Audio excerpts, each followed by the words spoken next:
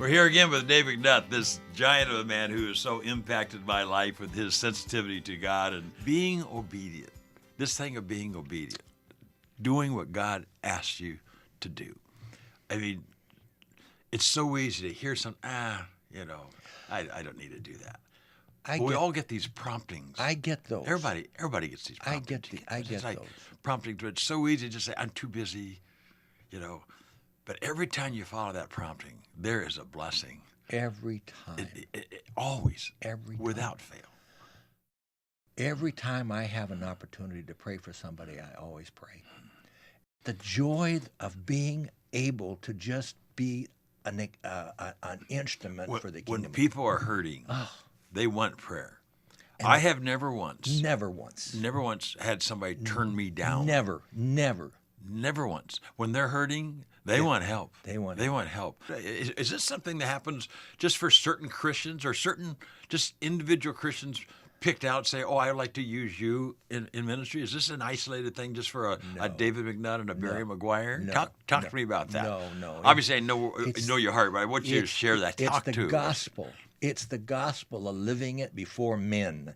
He's asked us to live Christ-like with humility, a broken and contrite heart before men, and be willing to sacrifice my time and energy and my resources to minister the truth to people. There's not a day goes by, Barry, that I don't have an opportunity somewhere, someplace. Can I tell you a story that just happened to me about 2 weeks ago?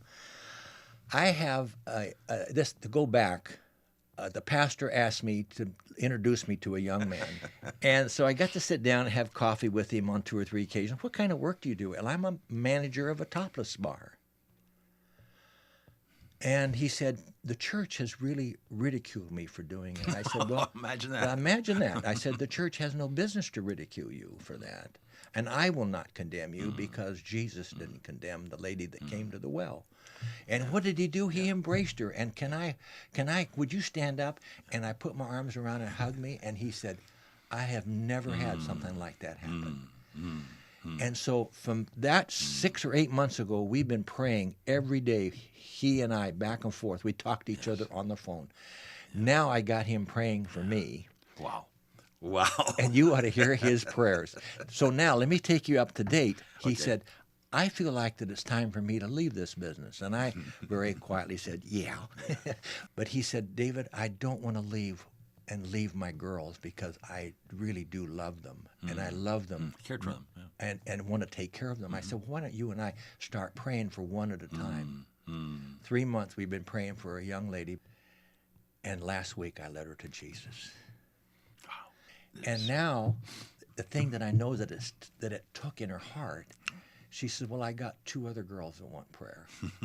that are dancers. There you go. So, Jesus said, they'll know you are my disciples by your love. Love one for another. And if you Google, why are Christians so, you don't see love. You see, why are they so mean? Why are they so angry? Right. You get all these other terms, and hypocritical and judgmental and all this. And we are. And when I speak in church, they see us that way because we are. We're so condemning. It's not up for us to condemn. We're to share the love of Jesus. We just need to love them into the kingdom. We're not going to beat people into heaven and condemning them. No.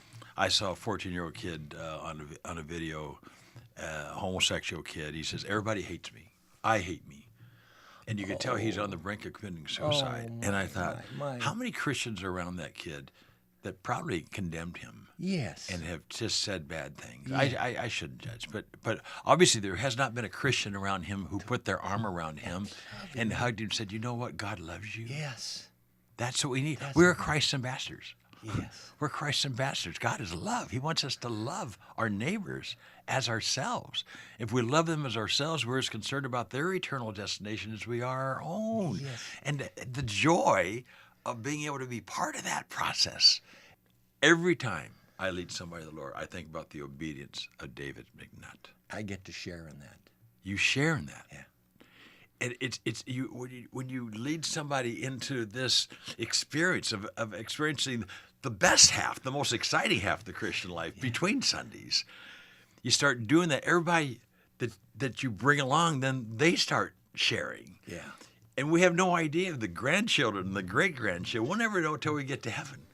And sometimes it's just because we said a warm touch and a God bless you, and just trust God. Just an encouraging word. David, Thank you're you. awesome, man. Thank Very you awesome. so much. We're going to have you back. We're going to have you back. I love it. Thank you.